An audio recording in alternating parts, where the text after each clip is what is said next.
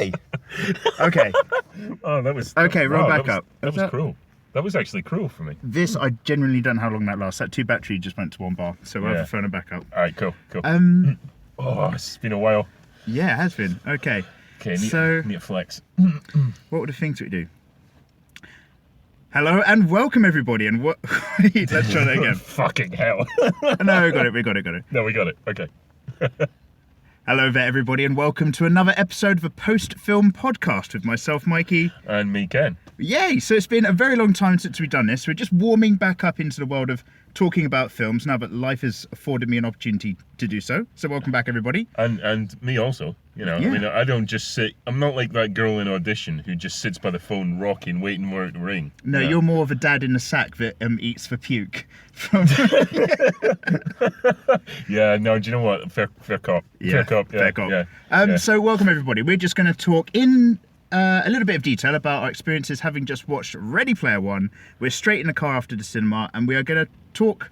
How do we do this? No spoiler talk, firstly. So this is like the safe zone. Okay, so we're going to go trailer impression first. Yeah. Like sort of intro, and then we'll get into spoilers. Yeah, right, we'll warn you, don't you worry. So, do you, after watching the trailer to Ready Player One or hearing that it was going to be made into a film, what are your thoughts off the back of that? I was like, what? So I was like, what is it? Okay, really? So you weren't aware of the property? Didn't know the book, didn't know anything about it, really. I caught from the trailer that there were a lot of reference points, and I've heard a lot of like negative sort of feedback about it, in that basically people in this particular culture, I get because I'm not really a reference guy, right? But I understand that people want to feel clever. Yeah, people like to get stuff. They want to go, everyone likes their member berries. Everyone likes nostalgia. Member berries. Is that like dangleberries? No, it's member berries from South Park. Like every part of his film is like, do you remember? I remember. Oh, okay, so it's like remember? Just like watching Peter Kay for 2 hours. Yeah. It's like it's that kind of like, I've spotted that thing that nobody else has spotted. Look at me. How awesome am I? So were you looking when the trailer came out? Were you looking at this quite cynically, thinking, it's a big nostalgia movie for? Not just that, but it was like, this is just like an abundance of stuff, almost as if that film was designed to be looked at on slow motion. Yeah. So that you could see like, there's, Freddy. Like initially, like in the first 10 minutes, not really a big spoiler. Of the trailers? I spotted Freddy Krueger. Of the trailers? Yeah. So there's a whole load of stuff that I caught in the trailer. Like I think there's the Battletoads. From that old fucking video game. Oh god, there was all sorts of shit. I actually started to stop. Well, actually, no, not that. I'm talking about the film now, but I did. I didn't try to pick everything out. I saw a few obvious things in the trailer and I thought there's probably going to be a lot in that. And then there was a whole thing about they were hiding QR codes in the trailer that led to websites and so on. But I thought that this is not going to go over big with that crowd because all the references are there. But what did the trailer tell you about the film? Because I saw the trailer and I have read the book. Right. So looking at it solely from the trailer, not talking about the book at all, which I'm going to have some opinions on, is like it looked like some big race in the future's version of the internet. The internet is all VR except it's really high def. Yeah. And there's this great big game which allows you some kind of giant prize, and there appeared to be people playing it. You can be whatever you want in terms of avatars, so it kind of links into the way we know most things now. Right. And there's some prize at the end. But beyond that, it suggested a standard Spielbergian film. Yeah. A good one, above middle average, I'd say. But that's kind of all it really sold me on. It kind of just went, there's going to be all sorts of stuff, references galore, but it didn't really sell me much about the film. I was unconvinced by the trailer, in so much as, obviously... standard sort of setup, like, okay, there's this one guy who has the key, save the world, but it's this virtual world. Here's an abundance of reference points that you'll recognize and maybe get a jolly out of. But they used that, and it struck me as like, why are these reference points there? Because obviously this is set in the future. I'm going, well, what's the hook for these references? Why are they all there? Because I knew absolutely nothing about it. Okay. But then on top of that, it was almost trying to sell it as an old school Spielberg. So Spielberg has never been the same since he made Schindler's List. Like, he was editing Jurassic Park at the same time he was making Schindler's List, and he said it was the hardest thing that he's ever done. Yeah, I've heard this. Because Schindler's List was the film where he grew up. In Jurassic Park, he had to be the kid. And imagine that, sitting all day editing dinosaur footage, trying to work out that magic, and then turning around and reconciling that was the hardest job he's ever done. I think Jurassic Park is actually his last great masterpiece. There's a lot of talk that whatever the Spielbergian timeline is, because I'm not familiar with that MCU quite yet, but like, whatever's going on in the Spielberg universe of his production films is that I heard that Iron Giant was like the lowest end of that curve. He didn't make that. Oh wait, who am I thinking of? No, fuck, not Iron Giant. BFG. Oh, sorry, BFG, I'm getting my giants crossed up. That Andre. You just it's like suddenly Andre's in there. It's like, what? This is Mikey's version of Ready Player One. Wearing that gorilla unitard thing that only went over one soldier. Do you know he just at one point he just wore massive pants like Bridget Jones' knickers? Yeah. Fucking hell. That's dark times. Are they the only three giants we have in our lives? Iron Giant, the BFG, and Andre the Giant. There's Green Giant, Jolly Green Giant. There's the Jolly Green Giant. There is Giant Gonzalez. He was not as popular. Okay, and then there was a giant that Jack fucked over. What? I don't know what his name is. Jack and the Beanstalk. Oh, that giant. Yeah, I couldn't forget. Oh, it was like uncredited. Who the hell's Jack? So that giant, you can tell that giant. He had less than 15 lines, uncredited. Yeah, absolutely. But it was kind of like there's a couple of sort of recent Spielbergs that I've missed, but it was trying to sell it that it was kind of that. You know, it had the pure imagination running over the trailer. So the like bit from Willy Wonka. And the one bit from that trailer that I did take is because I was just like, oh, I've read this book, I know what's going on here, and then I was like, oh, actually, I can see immediately what they're changing about it and how. Right. As in, basically, all of the references have been a bit more updated. Yeah. It's kind of aimed at. But it looked like a murky Tron legacy. It did look a bit murky, and the only bit that did it for me is just at the end of it, where it has the diddle diddle diddle diddle from Back to the Future. You know, that little ring to it. Yeah. And I thought, oh, that's a bit cynically placed on the very end of that, because I've seen some other stuff that uses that and loved it. I didn't like the use of pure imagination in the trailer. Yeah. Because that represents something for me that goes against the visuals in the trailer, and I thought, this was one I was genuinely unsure what I was gonna get from it. But I wasn't looking forward to it. Okay. I was almost looking forward to knowing that I was right. So you went into this one just like, okay, because you did ask me like, what do you think this is going to be like? Yeah. We rarely have that chat, to be fair. Yeah, we know. We just turn up and see what's going on. I think the last time we did that was The Mummy. But I was expecting a fun Spielberg film. Yeah. In terms of the actual film itself, then still spoiler free, but in a nutshell, it's 27-ish years or something like that in the future. It's 2045? 46, something like that. Yeah. It's very clear and we didn't remember it. It's in the future. And the overall sell is very, very quickly. The world's a bit shit. And he summed it up quite nicely. We stopped trying to fix our problems. We started just trying to outlive them. Which is a lovely bit of sentiment to sell a rough idea of like a closed-minded sort of future. Yeah, I do like that. Shit. It's like, do you know what? The world's going to hell. Let's just do all we can to ignore it and distract ourselves.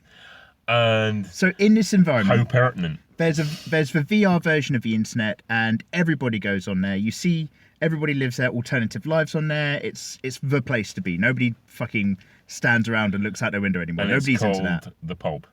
It's called Oasis. It's called The Blur. It's called The Divine Comedy. Anyway, but like, it's the place to be. And basically, there's a giant game in it because the creator is obviously the singular genius, who is very apt at a lot of our video games. And he created this Easter egg hunt in there where basically, if you love all the nostalgic shit I do, you might be well equipped enough to solve all these random puzzles. And that will give you investing stock in what is essentially just blanket all the internet. And so what is designed as this big fun video game is in fact taken on very seriously by this massive corporate entity, because who wouldn't want to own that? It's like, net neutrality sort of stuff and all that. It's just have control of what everybody must use. Yeah. And so but it's almost a bit like the Enigma box. You know what I mean? I think just because off the back of the book, I think it has way more value in that. Oh, it has way more value than the Enigma box. Yeah, okay. Yeah, but it is that sort of like the backs. I'll take the backs. Oh, you can have that cool $10,000. The box. Great reference point. See, look, you are Ready Player One, aren't you? Yeah, that's only it was the things that we do. You're just spilling over references. But yeah, it's that kind of like they're all sort of enslaved to it, basically, without actually that being the corporation's idea. They don't want to enslave people using the box, but the box, the Oasis enslaves people by virtue of what it is, which is this just great, joyous distraction. So that's the thing. So I both agree with you and disagree with that sentiment. In that the first half, you're wrong. Borderline, IOI Industries, this corporate entity, literally enslaves people, as well as metaphorically wants to take this free environment of this, we're just going to call it the internet, and want to just fuck it up with advertising. And I think I know my viewpoint on that is skewed from further reading. Oh, okay. But in terms of the, air quotes again, internet itself being the problem as much as the corporate entity trying to take over it. Yeah, this film does, at first, really nicely plays that, and then later on just is really just down your throat with it. It's like, no, I got it when you were hinting at it. In terms of the film, I'm just trying to think, what can we discuss about it before we don't dive into the plot? There's a few things. The overall theme of getting out in the real world. Our opening shot into that film is you see the stacks, and it sells the idea really quickly and really nicely. He's going down a stack. Even mobile home, even a land space that's covered like a mobile home is too precious. They're stacked like 10 high. Yeah. And every room is occupied. It's a hyperpopulation maybe, but really shitty. We're going towards Blade Runner, but we're not there yet, sort of thing. And everyone's living their alternative lives, and you see it really well because you just see sneak peeks into people's windows. Yeah. That opening fly-in shot is desaturated fuck. It is. Yeah. It starts off like 90% on grayscale, and as it zooms in, it bleeds in a tiny bit of color but barely any, and then each time you go back to the real world, it's still really desaturated. And the one time they ramp it up is when he meets the love interest character in real life for the first time. All of a sudden they saturate up the real world.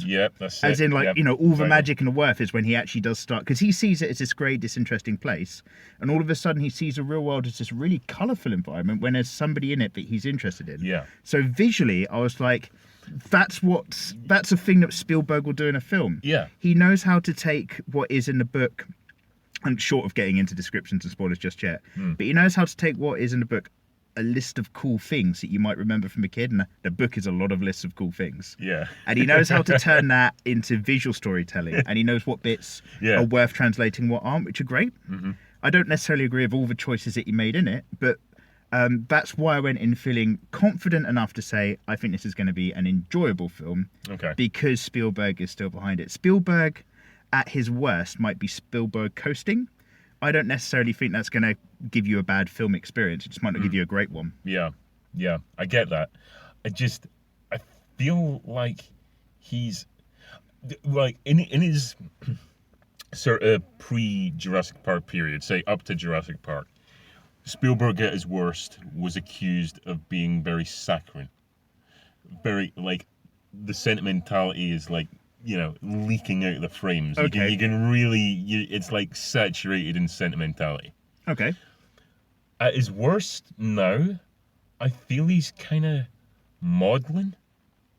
Like, not fully engaged with, like, the world around him, and it's like he's that magic that he had, that cinema magic, seems to have left.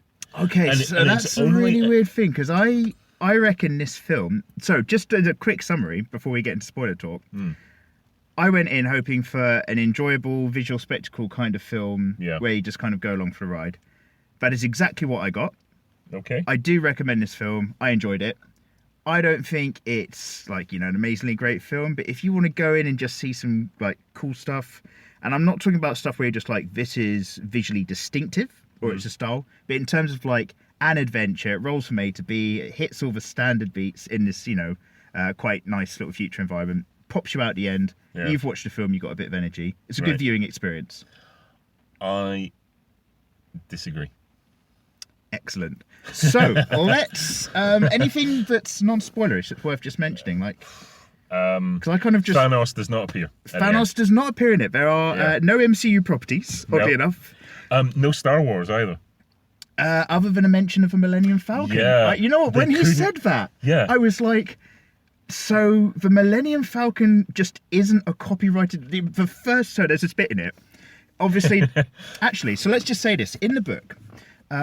It is possibly a very similar. No, it's much more recent. It's kind of set a bit more now. Right. The future of that world is where we are now. Okay. I think, because the creator of it grew up in that Atari generation. Sure. In the book, all of the references that really stick out are all 80s and 90s references. Yeah. Right? That's exactly what it is. So in the film version, a lot of that's been updated to modern video game characters. So basically, if you were.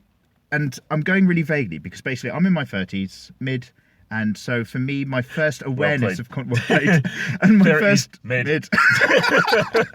and my first like awareness of video game consoles were things like the Mega Drive, SNES, stuff like that. Yeah, yeah. So in the book, it's all that Atari generation, which makes me vaguely think. I lived in the States, it's weird. Right, so okay. which makes me vaguely think that the book's references, what I suggest might be similar to author, are for people who right now might be in their 40s. Right. So they've changed a lot of the references so that people our age and younger people will actually get a larger percentage of what it's on about. Mm-hmm. For better and for worse. So it goes in and... so wait, the reason why I'm going on about these references is because basically it makes the world in the film look like the Oasis is the ultimate escapism. Yeah. What's so much more sinister in the books, and a bit about the button at the end. But in the book, warning everybody, spoiler alert. We're going to go into spoiler territory. Right. Okay. Just remembered. Remembered before we dive in stuff. Okay. So in the books, Well played. not only is much more like the internet than it's described here. In the film, it's like this ultimate escape. And imagine if you could put advertising on the ultimate escape. Right. In the books, it is literally a virtual internet. You would own the internet, which means you go in, even if you don't care for that sort of thing, because you go into virtual commerce, virtual businesses, trades, stocks, everything. And the only reason why I'm going into this is because basically the control of it is a very literal control. It's like controlling Chome out of Dune, the combined Honnet over. Okay, so basically You know you lose me when you start doing. So basically, it's having the ability to have a controlling interest in all major commerce as well. Okay. And as well as that. So like you notice it in the film, it has kids in schools and they're all looking at the Oasis. Yeah. People who live in like the slums there. All schools are virtual. It's a government scheme. You just get like a pair of gloves and a headset and you all go to a school planet and you all learn basic stuff there. And in your school planet environment, if you like swear and stuff, like it gets muted out so you're not saying it. And it's just basic things. So IOI wanting to control that is like they're literally bigger than Disney could dream of sort of thing. They control everything. Yeah, okay. I'm spieling this out because going back to what you said about IOI being slave mongers. They talk about it here. What do they call them? Loyalty centres. In the thing, it's indentured servitude. That's a very thin. Oh my god! So this is the thing that this is what really sells it. What really scares me is the book's version. It's that over there, IOI, if you're behind on your rent, anything like that, this corporate company might buy up your debt, move you into a cube, and make you work like something like 14 of a 16-hour day. I'm vaguely remembering this. It's like you're literally in an IOI complex somewhere in a cell. You've got an hour for your breakfast duties, and then you just work a job in a haptic soup in a virtual office all day long, and you barely pay off the interest to IOI that they've accrued on your debt. Like once you go in, you never come out. I think I work for IOI. So this is the thing.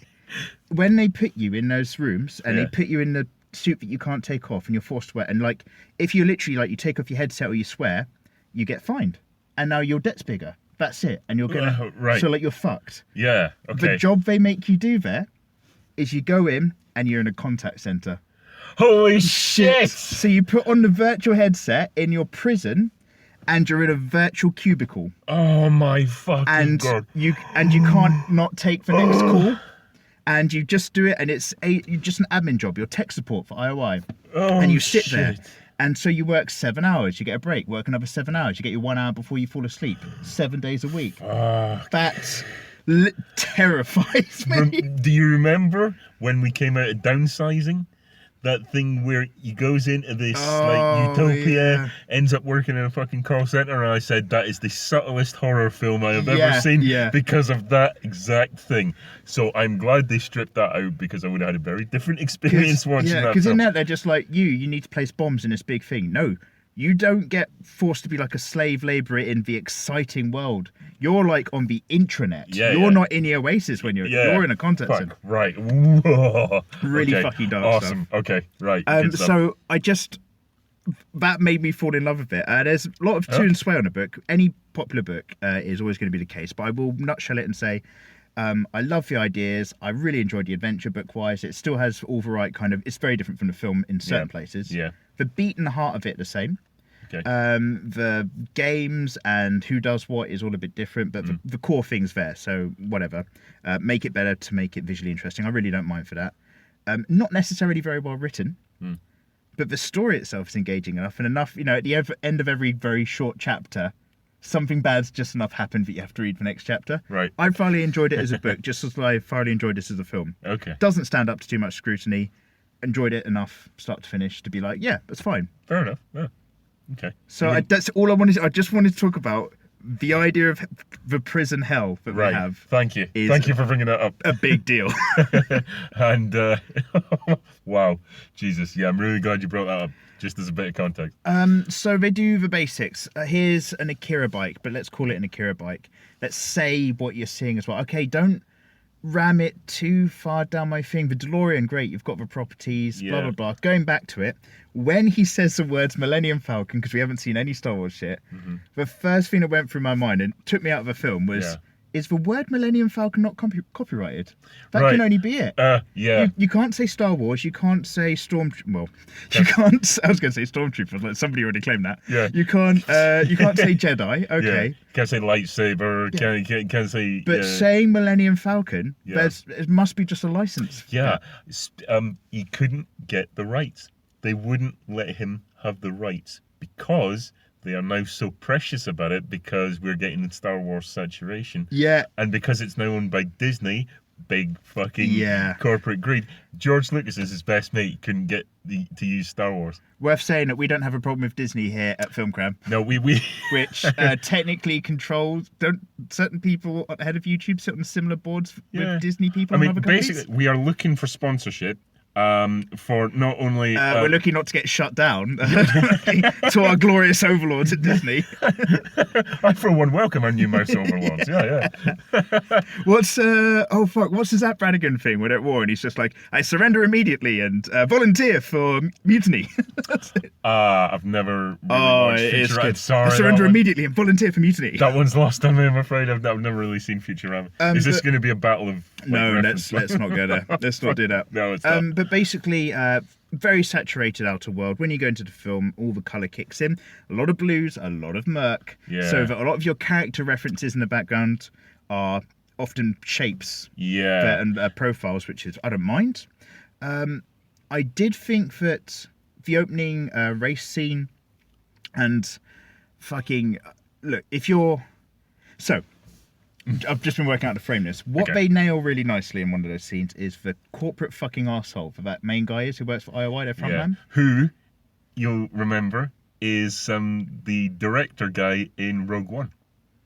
Yes, he is director Krennic. Yeah, Krennic. That's which the name. is, I've already now replaced whatever his character's name was. So Krennic is the frontman. And the idea of him having popular culture piped to him by a team of popular culture analysts to give a front. Yeah, what the fuck? Nailed it. That is exactly the kind of guy. He's like, this is how I imagine like EA Sports be. It's like, and I'm stealing someone else's joke here, but they nailed it in that I can imagine going to video games companies and being people who are really passionate, and then you go over to EA and it's that. Trying to work out how many adverts or money they can get out of you before you have like a mental fit. Do you know what I mean? Well, why EA? Oh, because they so they're famous. Do any of them work on the board of YouTube? EA own the games licensing for Star Wars titles. Yeah. And well, do they? No. I don't know, but I don't think they do now. I think they did at one point. Right up to the Disney section, maybe. I think they were in bed with LucasArts quite heavily. Okay. Fair dues. But right up to Christmas, anyway. Oh, okay. And so they are big fans of releasing a game, and then you have to pay to continue playing it. This loot box shit. Yeah. No, I've only vaguely heard of this. And right? they got recently got some more flack, 'cause in the last Star Wars game, not only did they have that, yeah. If you didn't do that and you just played the game normally after purchasing it, it stopped you being able to gain more EXP. Right. After a certain amount of time. I think they took that out. This has potentially lost them the license because of how negatively that has been reacted. I can't imagine that affecting their license, but I'm very curious about that. Anyway, side point. Anyway, so they say Millennium Falcon. There's your one Star Wars reference. So they're aware that Star Wars exists. No MCU whatsoever. No, oddly enough. Yeah. This is a Warner Brothers film, was it? Yes, it is. Yeah. So they must have really loved that. Yeah. So no Disney. And so basically, like overall, I'd say that. And again, I'm just trying to work out what's worth bringing up book-wise. Car race. The idea of him being a corporate arsehole is that if he goes up to the door and in the books he's got a key and he doesn't know what needs to be done next, it's not just keys, there's things to say or things to unlock. The spirit of it basically being the more you're interested in exploring old school retro video games, the more you're likely to stumble across these answers, such as Halliday's thing. Right, got you. So he'll go up to there and they'll give, much like they had just guy after guy dying in their virtual world playing video games, he'll get a key, he'll turn it right. An advisor will turn it to left. He'll say some certain words and put the key and turn it right. They will just go through the phone book of all the things till eventually solve it. That's their corporate approach. Yeah. And so like being on the Nintendo hotline. Yeah. Anyway, long story short, blah, blah, blah. Welcome to the world. Welcome to the introduction of this film. The first game's a race. We've all worked it out, but no one's yet completed this race. Going backwards on a racetrack is something everyone does at some point when they're just like, I wonder what happens if I do this. There's no, this game's been going for 7 years and no one's gone backwards in this race. You know, the book at least creates a situation where the first puzzle gets solved by Parzival. Yeah. And it's completely different. It's like a Dungeons and Dragons level from a really old school thing that you have to find. And the fact that its location's hidden is kind of what keeps it out. He goes there. Artemis has already discovered it. She's the sharper of the two. She's just not being able to do the boss at the end of it, which is why she's still there and he's not. Okay. So that's a little bit turned around. That's what kicks him off into being famous, which leads me to minor gripe number 1. He goes in, he's famous after having got the first key. Artemis takes him aside. Little fun alien Gordo moment where she's wearing a disguise. Goro. It's not Eddie Gordo, sorry. Goro. So she's like, wear this disguise. Pushes him outside. She's the second person to win the key. Now she's not wearing her disguise whilst he's wearing his. And they're still walking through. Like, I was just like, well, don't take yours off. No. See, oh God, you've skipped right ahead. I mean, my big gripe was as soon as he put on the goggles. Yeah. We're all over the place already, by the way. Sorry, this is not going to be linear at all. I don't like the aesthetic of that. The goggles or the virtual world? The virtual world. No. As I said, it looks like Tron Legacy with a lot of murk. I don't buy that, 25, 30 years from now, virtual reality would look like that. Why not? Because it looks the same as it does now. Pretty much. No. In fact, to a certain extent, you're confusing. To a certain extent, it looks worse. Actually, you're confusing what video game quality looks like now. Yeah, but it was just a massive video game. Yeah, but that's what a video game cutscene can look like now. It's not what VR looks like now. I've seen VR. It looks better than that. No, it doesn't. It definitely does. You don't just get shapes of stuff. There was the problem for me, and this is where. Sorry, Like this is where it really lost me. MMO VR, like stadiums and arenas and areas where you can go and put your headset on. You might have a VR video game that's very, very sharp, like a high-end computer. Yeah. Casual VR world building does not look that quality whatsoever. But you're really saying in 30 years they wouldn't have smoothed that out?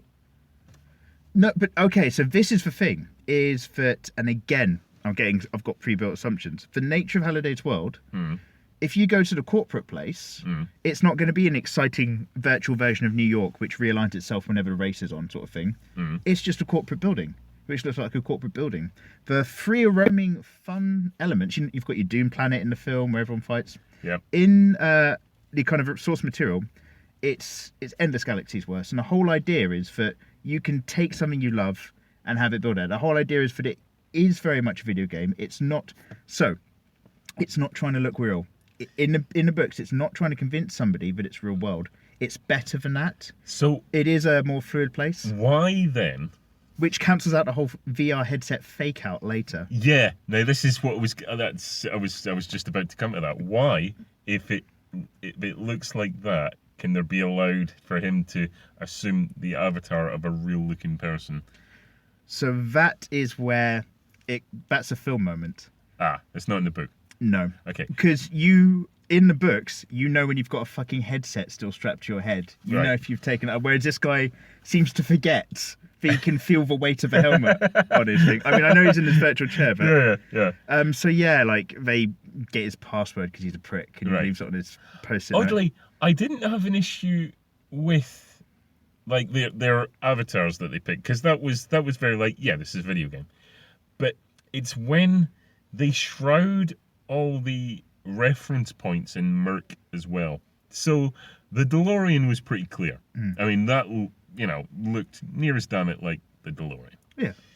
But I'm looking, and there's such... I mean, I felt like I was getting assaulted with references.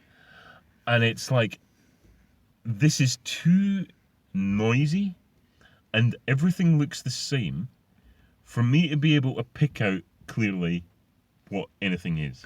So that is where actually I think this film did all right. In that, if you sit there and your job is to find every reference you can, it's probably a fucking nightmare. Which is why I just stopped looking after a while. But I wasn't even looking. I just wanted to, because there was such a visual noise, I wanted something to stand out, and very rarely did it. So this is why I thought it was, for maybe the other reasoning. But say this opening, because it starts off where they have a big race. Yeah. I actually kind of liked it in that it's jam-packed full of references, because anybody can be anything. So if you want to look like a Mortal Kombat character in the background, I have one walking around in the background, whatever. Yeah. Random example. What I noticed they do is, part of keeping them shrouded, it was like a fucking values painting. You know when, like, some people like do like a picture, they won't go straight into colour, they'll just do it in greys and blacks and whites. And they do it like when they're mapping out a comic book panel, just so they can know what stands out against what before any colour goes in. The feeling I got with this is it kept all the main characters and the main features nice and bright and crisp.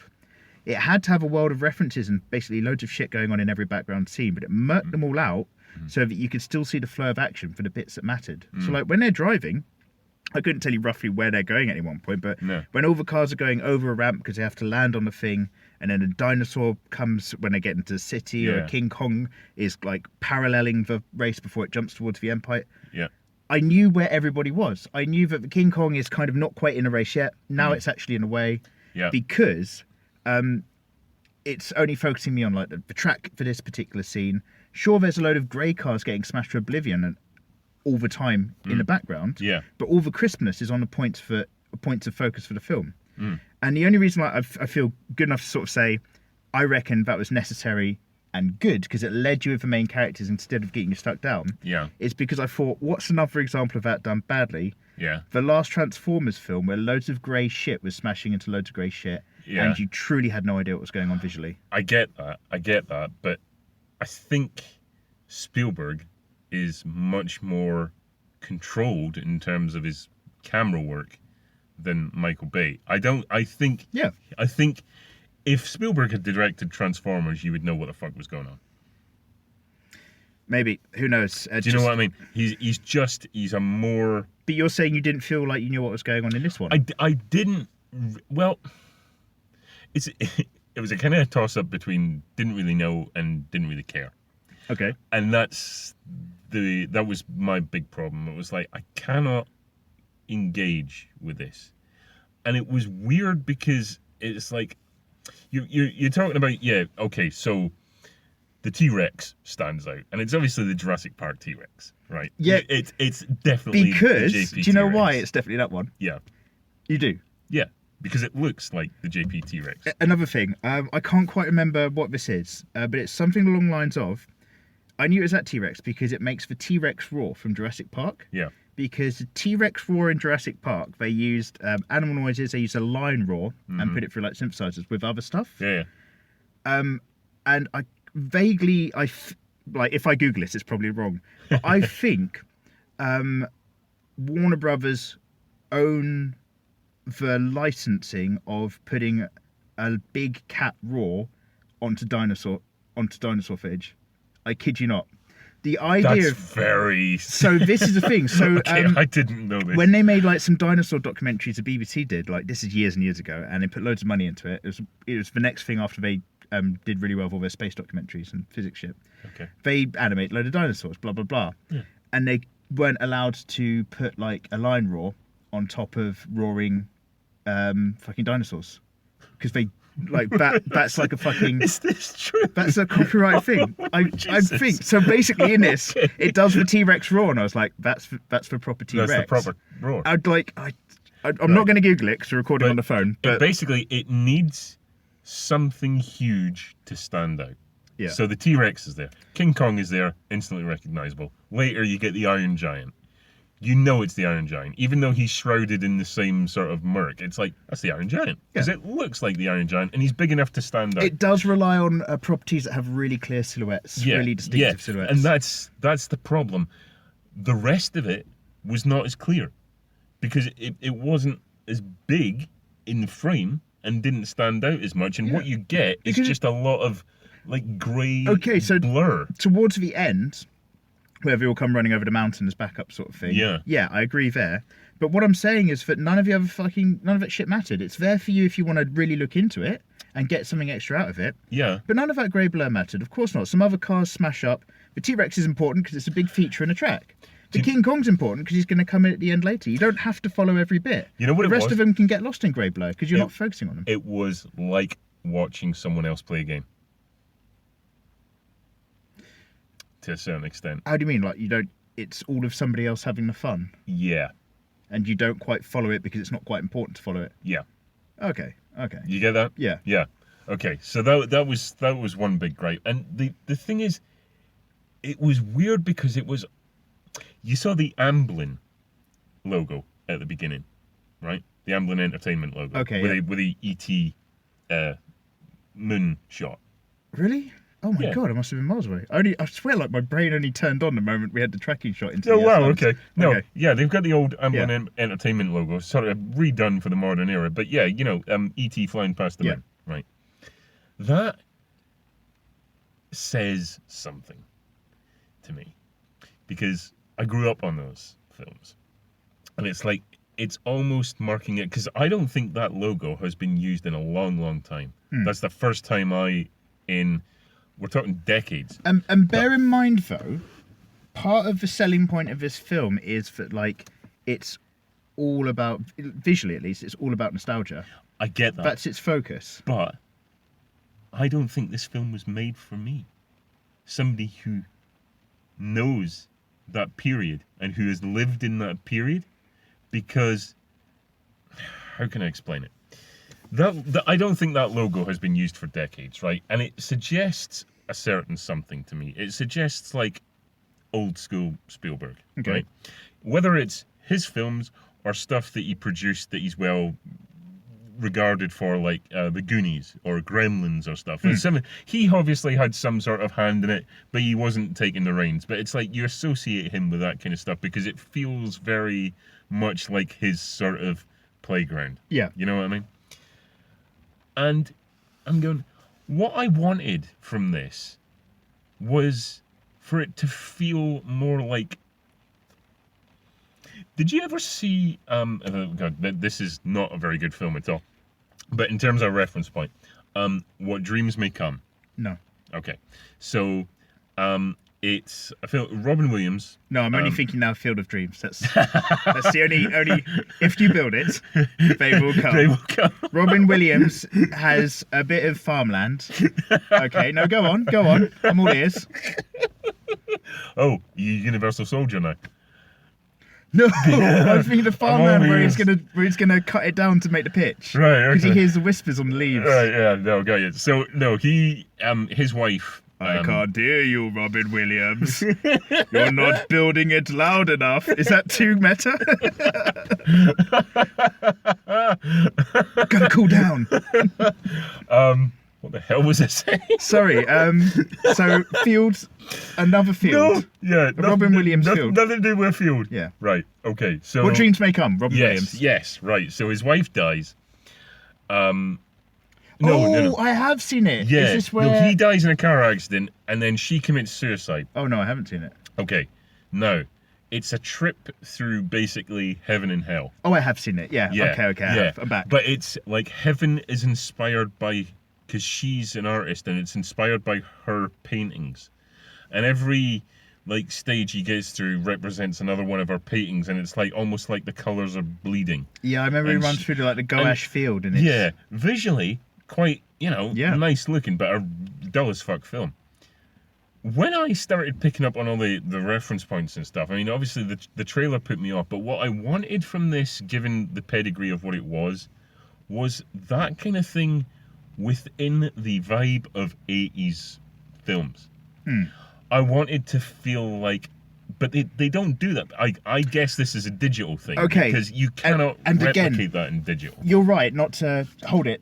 Don't let me put you off track. Okay. But if this was like a literal book to film adaptation, you'd be in that, because there are no modern current references. Because this film's pushing the future, it has sucked so much of the 80s out to replace with Overwatch characters. Yeah.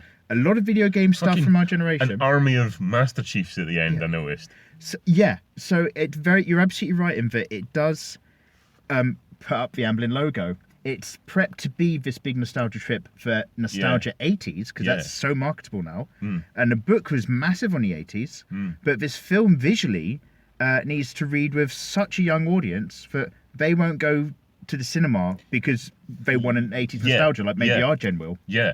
But this is it. It didn't even get me on that nostalgia thing. It's like, oh, there's something I loved when I was a kid. Like, you don't see, like, the Ectomobile turn up and I go, oh, that's from Ghostbusters.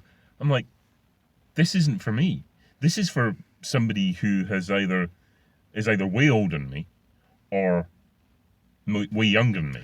I'm in the awkward middle point for this film where I'm going, no, I still remember with extreme clarity, because of such rewatch value that these have, very, very distinctly what that feels like. I don't need to just see King Kong and go, oh, it's King Kong. I need to think like, we're in King Kong, which is why the best bit for me in that entire thing was when they stepped into The Shining, and that was like, oh my god, those characters are actually in that film. That did not feel like a digital recreation of The Shining. That felt like they'd stepped into the film. We need to talk about two other points, which I'm just going to put metaphorically over here. Okay, because right. I absolutely want to talk about this. Yeah. When they step into The Shining, I don't know if I wanted to believe it. Did they increase the grain on the digital film stock? They went in there, and I swear, I don't know if it's just because there's the white walls of the hotel, but I swear suddenly the grain just dialed up as well. And I was like, that's it. Oh shit. Yes. Oh. That is what I'm talking about. The ambience that you get from film stock, the grain that you get from film stock. I wanted to see a lot of that. And when they stepped into The Shining, I was like, it's like they're there. It's like they've just... What rating is The Shining? 18. What rating is this film? This is a 12, I think, and The Shining is an 18. How the fuck they got away with some of that, I do not know. The blood through the lift I loved, because they made the blood pour at the same scale as the model. Yeah. However, when they go to the, and I've got a limited memory of The Shining, but when they go to the bathroom with the old lady, is it one of those ones that you've still got in cellophane on the top shelf because you don't quite want to watch it? Is it like Bart with the cupcakes? It's the book that needs to go in the fridge. Yeah. Shall we put this book back in the fridge for a bit? Yeah. It's the bit where the old woman's in the bath. Yeah, they very cleverly cut around that because I was like, how the fuck?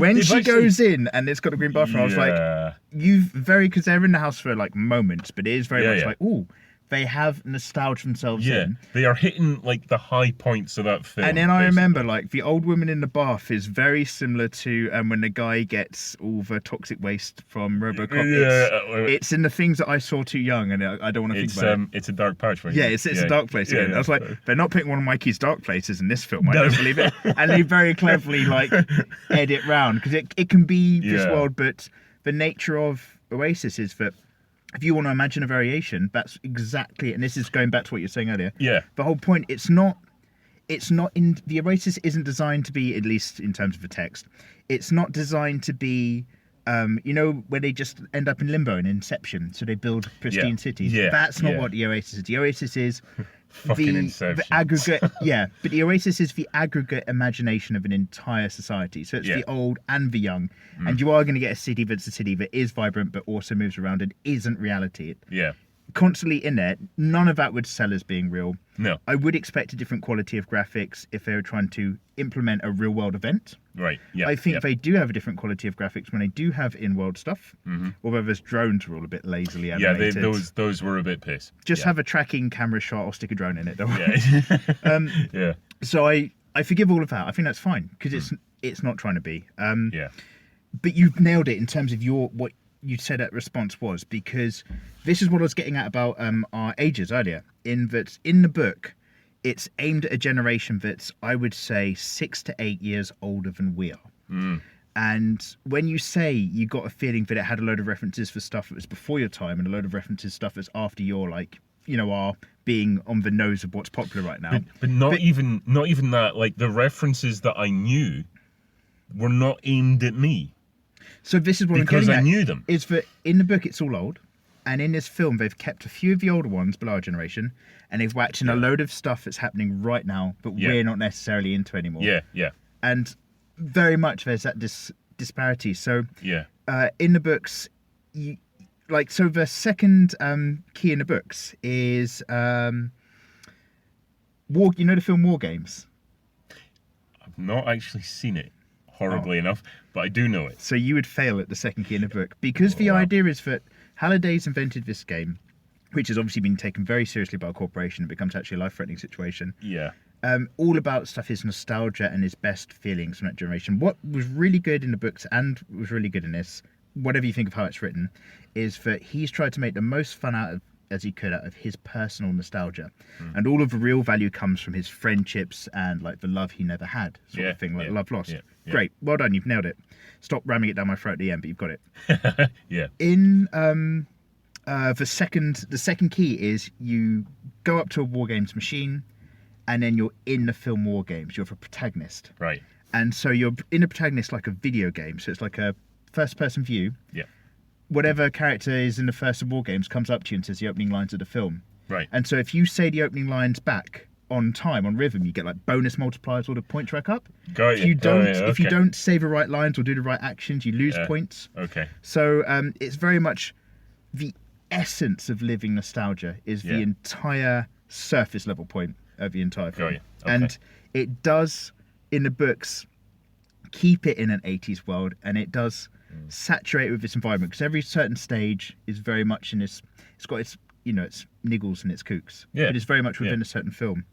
What you'd reminded me of those two things is when you mentioned The Shining and going in, another thing I thought, and it's because you said Millennium Falcon earlier, he drops into the maze at the end and you see like the dragging footsteps. My next thought was someone doesn't have a license for Jack Nicholson's face. That's it. Yeah, exactly. They can't use his... They can use the property, they can use the film, but they can't use his license, his likeness. Well, it's a Warner Brothers film, oddly enough, which made me think, why aren't we seeing Jack Nicholson? But I guess It's his actual likeness, actor's visage. likeness, which is why you sometimes weirdly, depending on who is into what, like you've got actors who are into video games. Do you remember after Batman Begins, they made a licensed Batman Begins game, which was shit, but I never played it, but yes, it had loads of the actual actors in it because they're well up for it. Yeah. Whereas you'll get other titles where you're never allowed, which is very much the whole Corporal Higgs from Aliens. Corporal Hicks, sorry. Higgs boson. I'm thinking Higgs about boson, two things. Yeah. Speaking of which, he made them bleed to use his likeness in Alien 3. I know, I saw that because he felt he got so on the royally documentary. fucked. Yeah. Speaking of which, I noticed the girl at one point had the pulse rifle from Aliens. Yeah, they did make a big deal of that. Different sound. Yeah. Different audio. Yes, that was one of my fucking niggles. I'm like, that doesn't sound right, and I'm like, it's really sad that I know that. Yeah, for a minute I was doesn't sound right. Actually, I think that's fair because that is one of the most distinctive sci-fi gun sounds. Yeah. My top 10 sci-fi gun sound effects video coming out soon. Oh, let's list them. Yeah. But that is one of the most distinctive audio cues. Yeah. No, you're right. And it's just like little things like that going, it looks right, doesn't sound right. So sorry, I didn't no, see you've lost it. points. I'm assuming it's what maybe possible here, but I've seen another thing where somebody mentions he's got the gun from Judge Dredd for a moment in it. Oh, the Lawgiver. Lawgiver? Yeah. Right? Yeah. Well done. Oh, hey. Lawgiver Mark II, I think it is. Shit. I'm not a massive Dreddian, but I'm slowly becoming more interested in it, actually. It's an incredible legacy. I rewatched Dredd, actually. Very good. It's from the wrong Dredd. It's from Judge Dredd. Oh, because that's the lone one. Yeah. Right. So these were little well, things. it wouldn't have been for the modern one, would it? It's a nostalgia trip. Yeah. Yeah, I get that. So, it kind of does loads of things like this. But did it sound right? Did it sound like this alone? I didn't hear it. If only they just had that one guy Oh my shouting, god, no, they put it. Sorry, I've had a twitcher. Ken's used one of the Russian keywords that turns me into a killing machine. that is one of the Winter Soldier Mikey playbook. That is one of them. Love it. You did that in one of the last podcasts you did as well. You just suddenly got pumped as soon as I said that. Yeah, literally my blood's up. My blood's up right now just from saying law. I see his face when I do it. Anyway, we're going off sidetrack. What I wanted to come back to is when you talked about stepping into the world of Shining. Yeah. Two films that I thought about whilst we were watching this one. I can't remember what it's called. I'll try and tell you. I'm going to say that it has the feeling or generation of films of Honey, I Shrunk the Kids. Okay. And this family gets sucked into their big satellite dish and they go through the adverts and they go through the world. Change the channel, stay tuned, something like that. Stay tuned. Is it Stay Tuned? That's it. I haven't seen it, but wow, I haven't thought about that in a long time. Thanks for that. It's very much like imagine Stay Tuned, except you can go in and out as you fit. But you pick your genre. You pick your world and you stylize your clothes in that world, that particular advert. Oh, you get points for that reference. Yeah. Jesus Christ, whoa. Not just Stay Tuned. The other thing that I thought about, I've got to tear down that other one. What was it? Come on, my memory. Come on. Oh shit! No, I'm gonna have to work on that in the background. There's another film that very. Oh, here we go. I had. This is when you're talking about Connection. Yeah. Just a minute ago. Yeah. I really enjoyed this film. I don't think it's like a fucking game changer, but in terms of a cinema experience, I enjoyed it. I was always on a little bit on the edge of my seat. Fair enough. One of my very favourite visual cues, pretty much every time they did it, was something happened in the Oasis, and you see thematically, in terms of the amount of space people take up, real life IOI, all the people in the pods clicking from white to red as a group of people die. Yeah. Anytime those guys got scared, and so you just like a load of people being attacked by zombies in the Oasis. Yeah. IOI has endless reams of professionals they bring in, put into in a book to expound on it. But basically, because they corporately want it, and you're in a future which is a bit of a shithole, you can work for IOI. This isn't the indentured servitude bit. If you're a good gamer and maybe you've got the right knowledge, you might be able to get this. IOI will employ you under contract, put up your home, look after your family. Everything you get in that game belongs to IOI. You're just a number and replaceable. So that's really, really good because you can basically get people who sell out, who are just taking a short, easy answer instead of trying to persevere and enjoy the game. Yeah. They're not in the spirit of it, but IOI will look after you. That's part of the threat of this kind of dead corporate company. Okay. in the game, like a swathe of people will be attacked or they're screaming because they're zombies, and it cuts to the real world IOI office. And there's loads of people just fidgeting and freaking. Yeah. I loved it. Every time that happened, I loved it. When Mechagodzilla fell over and you just got a load of white turns to red and this big patch. Loved it. I loved all of that visual callback over there, which is a kind of thing Spielberg can put into a film which won't sell in a book. Right. That's the kind of stuff where it's like, that's a great translation. Okay. That's a great way to sell what's going on in the real world. I caught a lot of the music cues. The music cues worked for me better than the visual throwbacks and the visual references. Me too. So when they did the, the Back to the Future one, same composer, by the way, Alan Silvestri. Brilliant. I was gonna ask if you knew, because the Godzilla theme, when they go to Mechagodzilla and it's that and I was like, oh, okay, right, yeah. So that very much is what actually did nostalgia. Now people argue and say a film is 50% what you're seeing, 50% what you're hearing. Yeah. But I'm not gonna get into an argument one way or the other. But there's a bit where he comes out of the underground, meets his mate who turns out to be a woman with a van. Yeah. And it's very much a little bit of a what are we going to do next talking bit. They introduce the Japanese kids and so on. Yep. It just ran with what I can only assume is a load of that kind of intrigue music from one of the Back to the Future films. Yeah. And that was making me more nostalgic and more positive about this movie than a lot of the visuals were. Yep. I enjoyed the visuals for what they were. But like you say, I didn't necessarily feel nostalgic for the visuals. No. The music made me feel nostalgic. That's what really pulled me back. And I did go on borderline to guess where you're going. Yeah. I went into this deciding to choose to have fun with it. Mm. And that meant that like stuff like those moments really worked for me. Yeah. Now see, I was almost going in working against it, which is why but I was thinking of purely the visual reference points. So when the audio ones came in, it caught me off guard and I went, oh, yeah, and I felt a little sort of happy, I remember the magic of the film where I first heard this. Yeah. And it is, despite me, dragging a little bit of magic into this one. It's funny, just as a sort of side note, but sort of relevant. I was thinking about Jurassic Park recently, like the series, and I was sort of You've always been troubled by that, famously. just like it's your side project in life. Yeah. I'm going back to my chambers to think about Jurassic Park again. Yeah. It's kind of like when you wake up in the middle of the night thinking about Die Hard, going, why the fuck did they let Carl in with that big assault rifle under the sheet? I wake up in the middle of the night going, oh, Jurassic Park again. Yeah. Do you want to know another thing whilst we're here? No. Like, no. Okay, it's one thing a paramedic not checking to see if a man's definitely dead, leaving a fucking Steyr org in his arms, and then just body bagging him out. That's fine. It's fine. Okay, what the fuck is that? No, I was thinking about Jurassic Park. Okay. And I was thinking about the series. And I was thinking about, I enjoyed a film. I've not enjoyed the series.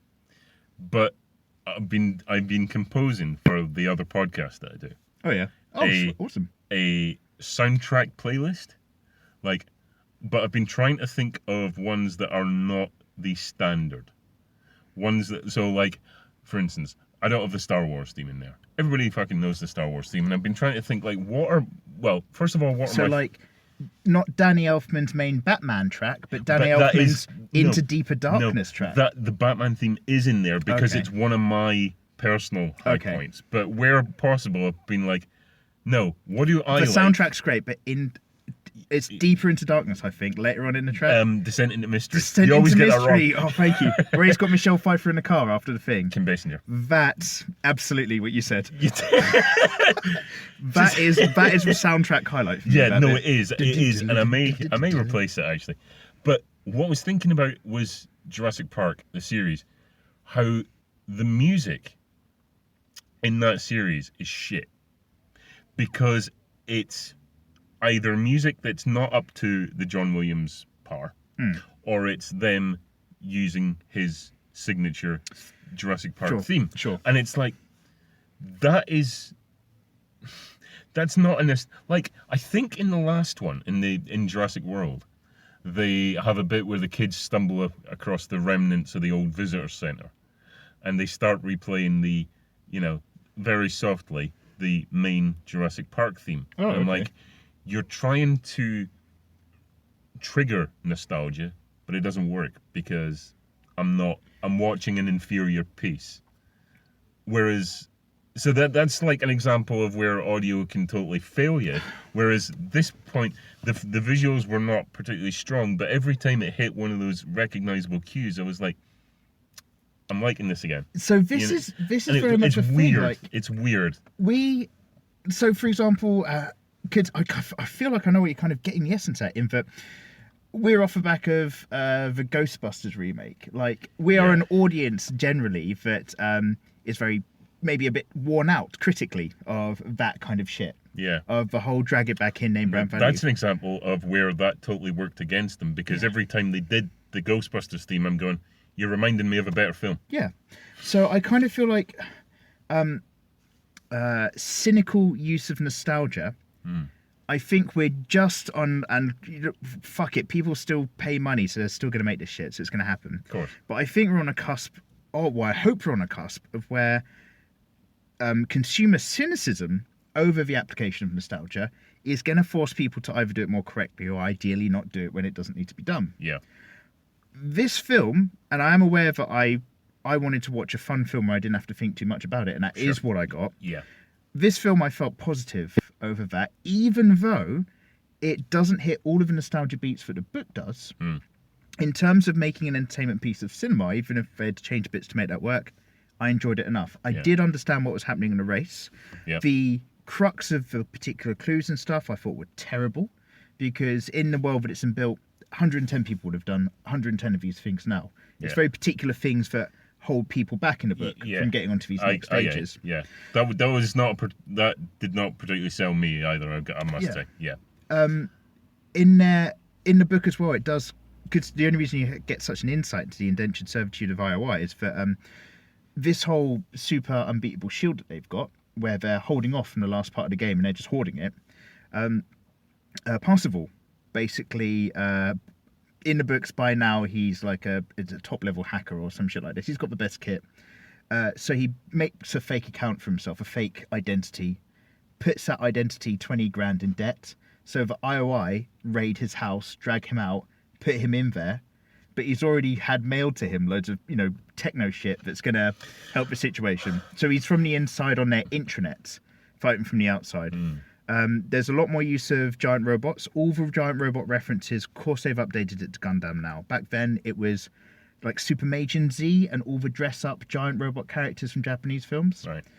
They don't all live in America. It is a bit more of a worldwide thing. The butler with one-up coin. Yeah. Being the identity of old Scotty. What's his name? Simon Pegg. Yeah. That was really bugging me. You seen that young guy with the floppy hair, and I'm going, I know that face. Who the fuck is that? Who is that? Who is that? And I kept thinking like David Spade. David Spade, take the hits. Yeah. Ogden Morrow. I'd rather David Spade take the hit over Nana. Yeah. Ogden Morrow. Here's the sound of Ogden Morrow on a date. Yeah. Oh, what did you put in my drink? Next joke. But it was like, you know what? Complete sidetrack. Oh, Jesus. Okay. David Spade is the only one of that Adam Sandler teat-sucking crowd I like. What? I like David Spade. We're going to come back to that. Okay. I'm not having that. Oh, really? Yeah. And I'm talking about post-Taparoo generation. Okay? I'm talking about new stuff. Come back. You know what I'm talking about. Tap, tap, tappy. For breakfast. Yeah. No, I was like, who the fuck is that? And it was like, oh, it's Simon Pegg. Yeah, of course. That's fine. If he's the geek guy who wants to take that geek role, because I imagine he probably argued his way into that one. Fucking hell, that's all he does, isn't it? We talked about this ages ago, but just to reaffirm my opinion, Simon Pegg is behind a lot of stuff I've loved as a kid. So I actually sit back and let him do what he wants now. I go, you know what? If you want to fucking do your cynical Hollywood shit and do roles that aren't a great idea, but it makes you money, you've done it. You've built enough to get to yourself in Hollywood, and what you built to get yourself there wasn't a torrent of cynical shit. No. It was your best work. Yeah. And because you've made that, I'm happy for you to retire in the world of shit films. I actually grudge him that. You grudge him that? Yeah, because it's like, no, you had a standard that I really enjoyed, and you've not kept it up. And I put my faith in you and you betrayed me. So fucking sold out. And Jessica Hines doesn't get any near attention. It's the Peg and Frost show, which I don't fucking like. He was the background character. He was never a main guy. He was never meant to be a main guy. Get the fuck out. Wow. So I used to be as cynical as you, man. I used to be cynical. See, I'm a big Spaced fan. No, so am I. And what I do is I think, you know what? It's not. No one's raping my childhood from Space. If they made a shit space film now, Space still exists the way I remember it. And I think, you know what?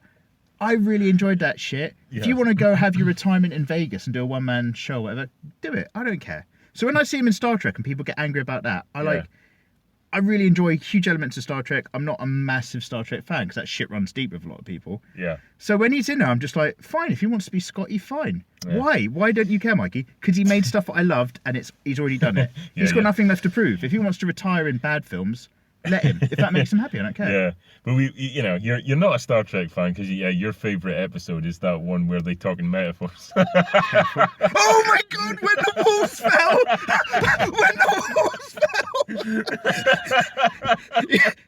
Ken's done the second keyword.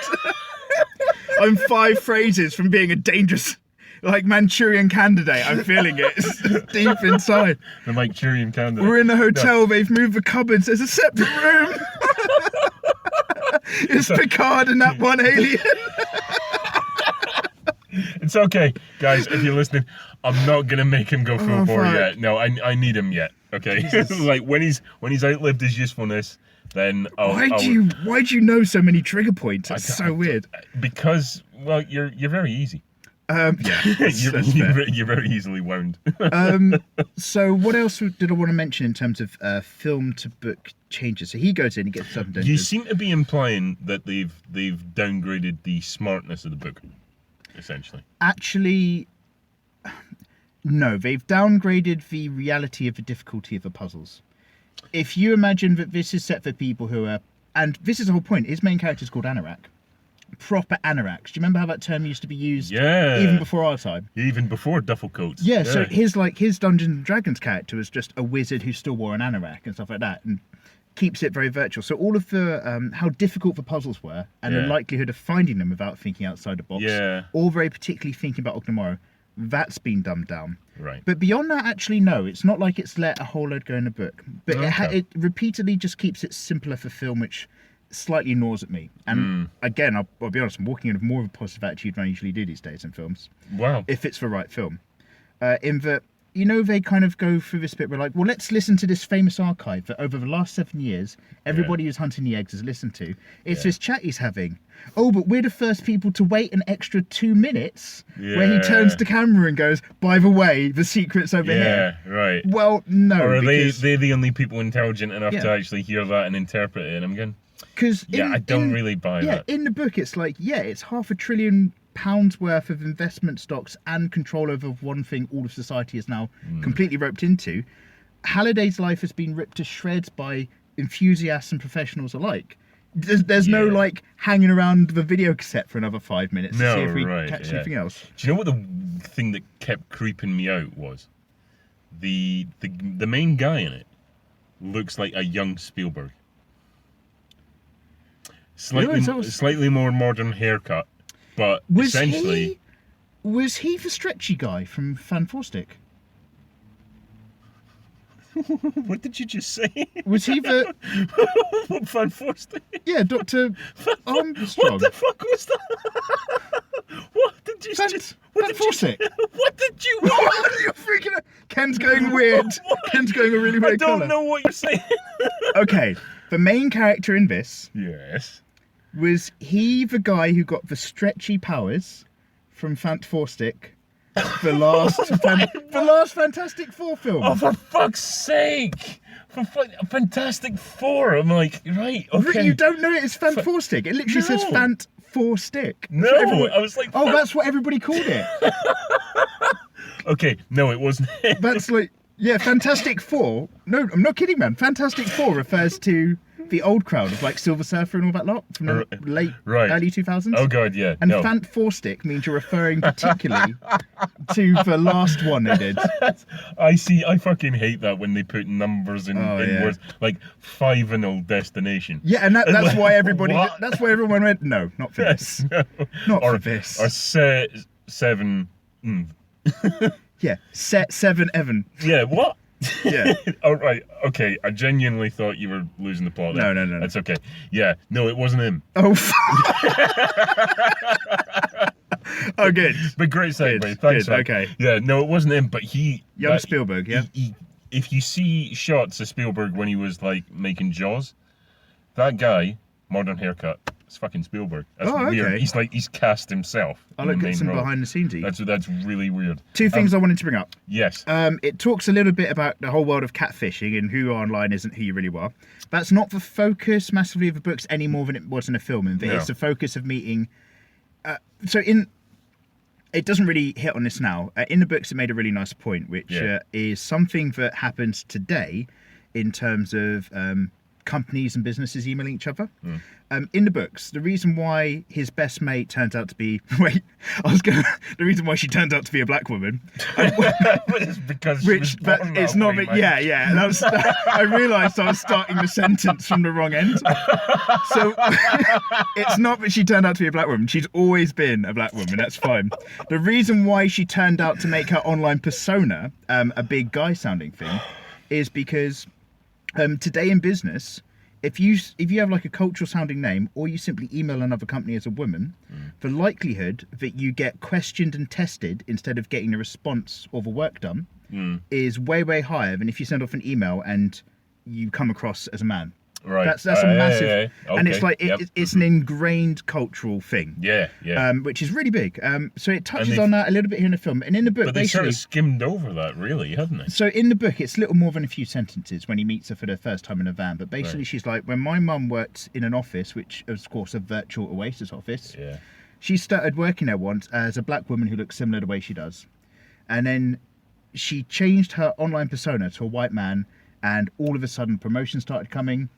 Like, she got better responses. More people did what she asked based on her authority and her position instead of double questioning her. Okay. So that's why it sounds like Vin Diesel. Yeah, which is just horrifically, like, that's really real shit. So she was like, when I started making my video game persona, I knew that I was going to do better if people perceived me to be a white sounding guy. In this, she's like a black sounding kind of guy, to be fair. Yeah, a big hulking, you wouldn't, piss so that's a little bit different than the whole catfishing thing, but in terms of her being aware that it would affect her future online is like, I think, like a really big deal, which is a really nice thing to touch. It doesn't make a big thing. They also have that little touch with, the girl, the main girl, she's got a birthmark. So this is where I was going. Oh, okay, right, go on then. On the other end of the spectrum, this whole catfishing thing, I might not even be a girl for, blah, blah, blah. Yeah. He meets her, and like, her thing is that she's got a Weinstein birthmark on her face, and the fact that made I thought you said Weinstein. Weinstein. Oh my god! No! No, Harvey, no! Mr. Weinstein, no, get back! Sweet talent. No, Harvey, no! I think we got all we need. That was beautifully played. Well done. Oh fucking hell! This is The Simpsons, by the way. Yeah, we've just touched on something by accident. We should, which is where we stop and he didn't, and that's all the problem. Yeah. Okay, and now back to your point. Okay. Sorry. In that, she's got Weinstein birthmark, and she's like, "Oh, this is me in real life." And to be fair, that's pretty much her description in the book. And I just kind of thought, I've got to be honest, like, there's thousands and thousands of people walking around with Weinstein birthmarks who don't think they're like the Phantom of the Opera. They're not like, don't look at me, I'm in my true form. Yeah. It's kind of like, and it's a convenience thing. She's still easy to fancy. It doesn't really matter. No, and it's played out pretty much exactly the same in the books, but it sort of touches on that thing of like, I can almost like the Matrix, like the avatar that you have is the more perfect residual version of self-image. Yeah, and it's like, this is who I choose to be because I'm a little bit ashamed of who I am, or that you wouldn't like me in real life kind of thing. Or like, yeah. This is how I wish I was, vis-a-vis I'm insecure about the things that I've changed, Yeah, blah, blah, blah. yeah. And I just kind of thought it's a bit of a slap in the face for people walking around with wine-stained birthmarks who just completely gotten over it. Weinstein. Yeah, okay. Just like Okay. that one. But I just thought, I've met people like that, and you kind of go, oh, they've got a birthmark, and they're fine. It's not like a big thing. Yeah. And I just thought, like, and the book doesn't go anywhere different than the film does in that. Right, yeah. But I feel like that's kind of a missed opportunity to do something. So I know it's not the point. No. But I felt like you could have done some fun there. That actually points at something. And I sort of understand. I don't know. Okay. Right. So I don't know if this is This points to an unfortunate idea of the cynical way the film constructive process viewed the average audience of opinion on beauty, right, and what it could play for and what it would accept. No. We've got to make her a bit of a wrong'un because she's got to have something different. But I still need the average audience going member to like her visually. Yeah, she's fit. Yeah. It's like the film is ultimately a very shallow experience for me. And maybe that's the point. And this is again probably because why it's like I don't know that they particularly deliberately crafted a shallow film to convey the point that this is a shallow experience and the real world is much better kind of thing, because that sort of betrays to a certain extent what it's doing with the immersion of nostalgia. It's like how could you offer so much nostalgia hit points if you really think this is all bullshit? But from what you're saying there, again, I come back to, I feel like it's dumbed down a bit. 2 more points then. Yeah. In the end of the film, he's just like, oh, we turned it off on Tuesdays and Thursdays, and it forces people to, go out in the garden. You're going to do your Bruce Willis thing again. I'm going to calm. Okay. And he's just like, fine. And in the books, it's not quite that. And I understand that basically they're saying, it turns out the real treasure was my friends and the girl I like, not in this virtual world. It was knowledge. Yeah. Yeah. Don't. That's another. I'm matching Russian Cyrillic but English in a red book. That was their treasure after all. But because in the book, that is all the economy. So you've just turned off the global market on Tuesdays and Thursdays. Right. You've turned off all of the virtual schools and everyone's education. Yeah, okay. And what is that? Is that a rolling... This is what nicks me. Is that a rolling Tuesday and Thursday to set GMT? Is it a rolling Tuesday, Thursday? Right. Like as the clocks change around the world? Okay, yeah. So that was like a really shit afterthought, because in the book, he only meets her at the very end. Right. And literally the last bit is he's done the shit, he's got the thing, and he walks outside and he sits on the bench with her for the first time, and he realises for the first time he's not keen to go back into the virtual world, and that's where the book lives off. So that's a nice little thing, and the book is very similar, just like, and I looked at her and she was still hot, but she had a Wednesday birthmark, so it's fine. Yeah. In the Japanese kids, because there's this whole, and it kind of goes on a little bit here, in the book world there's this huge stigma about using your real identity or meeting people. There's actually a stigma about it when you make friends. If you've got like a clan of friends in real life and you go online, fine. If you've got a clan online, you don't discuss who you are in real life. Yeah. And as well as IOI having that interview with him, that happens much earlier on. It's right in the beginning. Right. He gets the first key. IOI are like offer books dark as much as they are corporate. Yeah. So they work out who he is straight away, and they offer him this massive job opportunity. He rides that, and he's like, in one ear, you've got people feeding you all of this info. And in the film, he says, in the other ear, you've got your boss. He says to him, I will work for IOI if they give me your position, pay me more money, and fire you immediately. And the guy is literally just like, well, yeah, obviously we're recording this. And you just see him, he's just like, they want you to know they've accepted your offer. And he's literally just like, I want you to be aware of the kind of shithill corporation you're fronting. Right. Of course I'm not going to do it. I want you to know that your bosses would drop you like that because you don't matter. It's all about their own game. Yeah. She has a bit of fun of that. And then they're just like, well, we're going to blow up your stack because actually we know we are. What happens to the Japanese kids is horrible. One of them makes it. And basically they just bundle in to this other kid's room whilst he's in the middle of doing something in his suit whilst they're in the game. Yeah. Pick him up and they throw him out the window of like a Japanese high-rise apartment. Whoa. And that just feels so much darker than blowing up a stack. Yeah. They literally just, once they work out where it's a break down his door, or if he's dead, he's not a threat in the virtual world. Chuck him out a window, another suicide. No one will ever know who he is. He's just another loner who had a haptic suit. So they kind of play with that a lot more. And the last bit, these are only in terms of bits that I'm remembering right now, but a little bit different. All of the essence of the book is the passion for the gaming and the nostalgia for the world way back then. Yeah. There is a bit, if you kind of go through Halliday's journals, there's a particular arcades game that's, no, it's a particular arcade world and diner that's remade on an arcade planet, blah, blah, blah. And if you go to it and follow a particular place, there's a video game that's unplugged in the corner of the wall. Right. And so you go in, if you plug it in, it's Pac-Man. And if you play it, and it's like real Pac-Man, it's like there's no virtual variation to it. And if you play it and get the top score you can get on Pac-Man, like, you know, all the levels and all that thing, you know, they're like, because the game breaks or something in real life. Oh, really? After a certain level. Oh. And you have to like, it's fucked up. But you, if you get there and you can still complete it or something. I don't know the ins and outs of it. Okay. And it's, if you go so far off course and take such an interest in a thing that Halliday's mentioned and play the original version in a recreation of its original place, at the end of it, there's a coin that like you can't move at the top of the machine.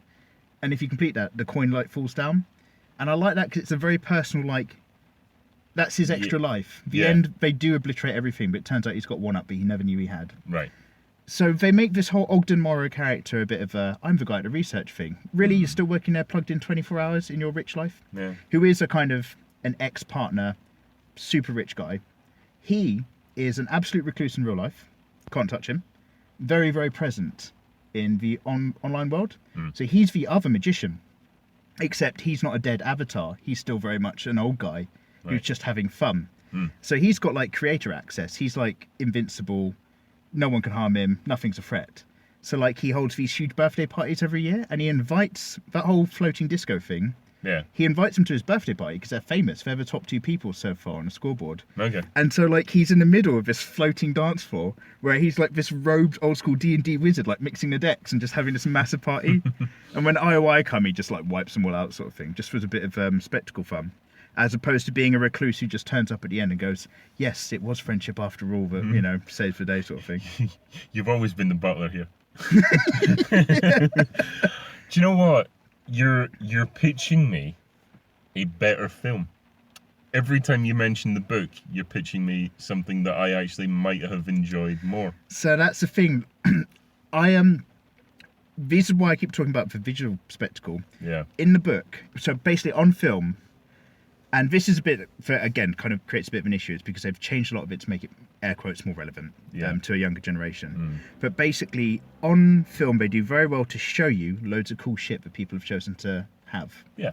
And that it wasn't always a sort of, oh, they've done that. Like when he go, like the Zemeckis cube that turns back time 60 seconds. I'm like, oh, that's a cool touchstone, because it's not, you know, the flux capacitor. This is a cube, but it has the power of like one particular Zemeckis film that they've named after. But then when they did the Holy Hand Grenade, they built that up so much, and it just blew a load of stuff up. Yeah, like, I didn't know what that was a reference to either. Monty Python and the Holy Grail. Oh, is it? Yeah, the Holy Hand Grenade. Oh, fuck. Yeah. Oh, I missed that. And I'm like, what was that? Yeah, so there's a whole lot more things in that world. But I like the idea that you can just like pick and choose, you know, your cultural touchstones and go, yeah, I'm gonna have that. Yeah, when people are throwing guns, they're different guns from different franchises. But also, I like the idea in the back of my head, and I don't know if it was particularly well represented there, the kind of thing of like, I might not be able to afford it, so I got to slum it a little bit, you know, and take something, you know, a bit shit, but sort of still retro, but a little bit naff. That is exactly it. Like all these things cost. Yeah. It's not a free. No, like, it's not like. So I'm gonna have, you know, Stay Puft backing me up. It's free to use. There's all these worlds that you can do stuff, and the whole problem is IOI it's free to access all of it, but you have to play the game. You have to enjoy it. Yeah. IOI would turn it into, you know, a pay-per-monthly subscription with different tiers, and corporately they were going to take down all of the free roaming environment to make it more structured. Like literally, you know, just kill whatever it is at its core. Yeah. At the end of it in the book, when he goes to this particular place and talks with like the end of Parsifal's avatar, it's like more personal. It goes all completely off everyone's screens. No one can see him. And in a similar way, it's like, if you press this button here, it will shut down everything. It'll send a worm. It'll destroy the Oasis, all the backups. And he's just like, my one regret is her. Hmm. Think very strongly on if you ever need to use this button, sort of thing. You literally put it in this guy's hand. I like it makes a joke of it because he nearly like it's horribly pressable. It's a very Dougal button. Yeah. Like he gets really near. Yeah. So I do like all of that, and that's kind of his whole. That's a book's way of basically saying, you know, how much are we having fun here and not looking after the world? Because as they go in the world's a shithole sort of thing. Okay. Whereas in this, it's very much like, oh no, but she's part of a resistance movement. It's already met with the others. That's all a very contrived thing because it makes a lot of stuff easier for the sake of the movie. Yeah, that's it. It's slimmed down. It's sort of dumbed down to a certain extent. But what I've gone off topic is what I was going to say is basically all that cool shit that you see, you can see in an instant on film, murky or not. But like it decides what it wants to show you. It can show you people living other lives very quickly. In the book, it's a list of the author's favourite cool shit. Right. So today I went on this thing and I was just like this. I had this suit from this film. I had this gun from this movie. This thing in my pocket. I had my DeLorean, but it had these modifications from this film on it and blah, blah, blah. She was dressed as this character when we went to the thing. She put up this. So, and it's fine as a book because I found it a really pacey read. Yeah. But what I liked is how this film, I didn't like necessarily all the changes it made, but I did like how it adapted it for the screen. Okay. And I just wanted to, like you say about that, I just wanted to go in and have a shallow fun experience. I wanted to see if this was going to be fun. Yeah. It took me along for the ride. Yeah. I liked all the scratching the key bit at the end. I was having flashbacks to like losing my virginity. He's just like tapping the key around the door, swiping the key. I thought you were having flashbacks to someone else. No, because I lost my virginity whilst I was tied up in the back of a van, you see. It was being attacked wildly by other people. I'm not talking about your back virginity. Oh! There's another type? The wizard said there could only be one. No, that was McLeod. Oh, yeah. No, do you know what? Places. That's all I got. So wait, because we've gone a little bit off topic during this podcast. I'm scared that this is a little bit long. It's fine because they come for the banter, but they stay for the movie chat. Oh mate, we've talked about it. They stay because they've slipped in the bath and they can't get up. Well, we know either way they're in. Yeah, absolutely. You know, they're in the Oasis. Any other thoughts very particularly about this film? Its score, its cinematic choices, its colour scale. I feel like I've sort of covered everything. It was like part of me didn't want to enjoy this. Okay. I must be honest, because the vibe that I was getting from the trailers, I'm like, this is not selling me. And there were little points where it roped me in, but I was unengaged for most of it. I feel like, you know, this is not. It's not representative of a director who has, you know, for quite a lot of my life been my favorite because he's done so many. I mean, Jaws is still my favorite film of all time, and I see how far he's come, and I go, because it's a bit of a sticking point for me because I'm a cinephile and because I'm a Richard Dreyfuss. Sorry. I'm just thinking of Richard Dreyfuss. Richard Dreyfuss. Richard Dreyfuss. Sorry, whenever I think of Richard Dreyfuss. Why does he say it like you know that song like High Voltage? Yeah. Why does he say it like that? Whenever I think of Richard Dreyfuss, I think of him as Richard Dreyfuss. Right. Having to explain he's Richard Dreyfuss. Maybe he's in a bathrobe of like an expensive hotel, but he's in the lobby. And he's just like, I don't know the scenario, but he's like, I'm Richard Dreyfuss! And he's just really agitated. Why? This is always, when I don't see him in Jaws and somebody says Richard Dreyfuss, I'm just like, I don't know why. Okay. I don't know what that's related to, but there is something where I'm sure. You have issues. Anyway, so you see that type of filmmaker and that type of Spielberg. And I see because Jaws was famously very hard to shoot. There was a lot of times the stuff didn't work. And it was like you had to craft a film around this thing that didn't work. Yeah. And that is one of the most meticulously structured films like I've ever seen. I don't think anybody could make a case for it not being like immaculately structured because of so much failure.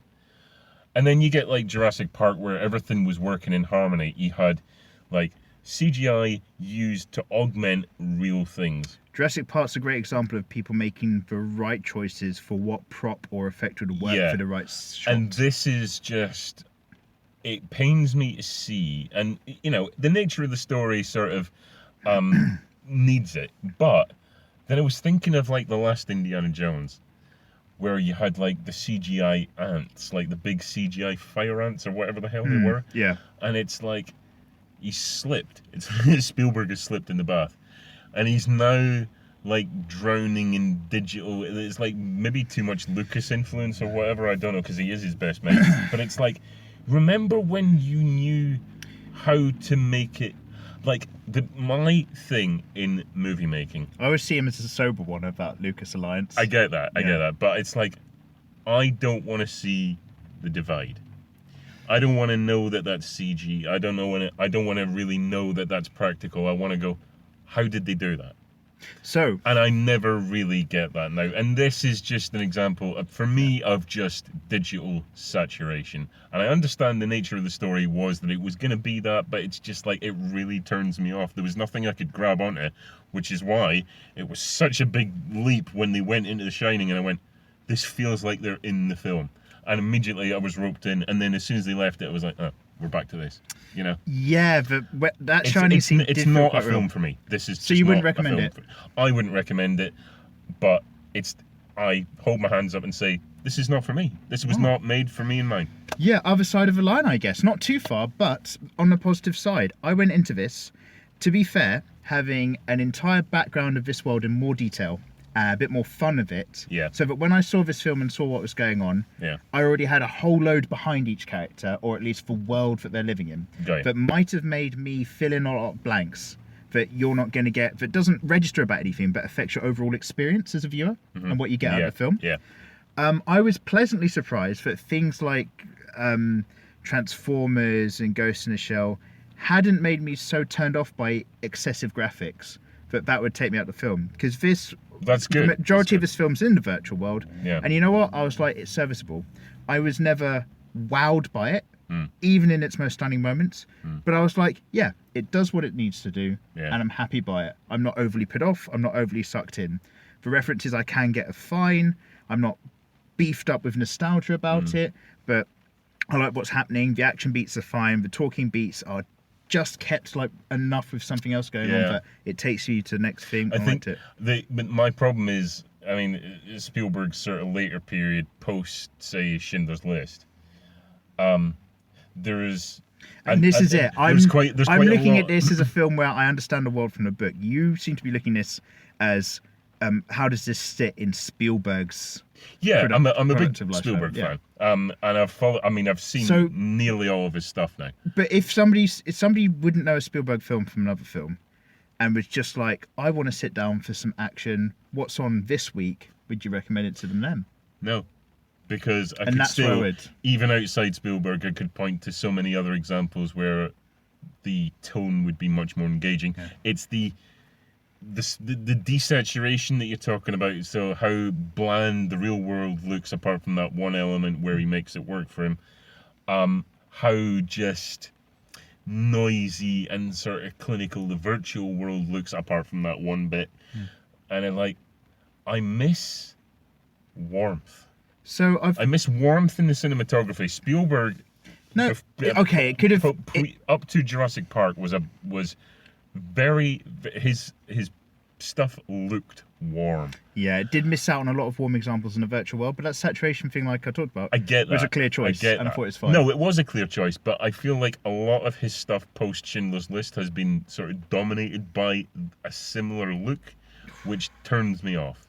It just does nothing for me. And it's like, maybe I'm... Do you think you'd have had a different attitude if you just had no idea who directed this? I wouldn't. I mean, I can't imagine a situation where you wouldn't be clear because of the story surrounding this and their properties. But I guess. But it just feels like, and again, I don't think this is a game changer, but I thought it was an absolutely fine film. You seemed like you got some hang-ups about it. Yeah, if it had been somebody else, somebody that I didn't revere, I would have been like, but I actually feel slightly insulted because of who it is. Do you know De Laurentiis? Ready Player One. Would you recommend it?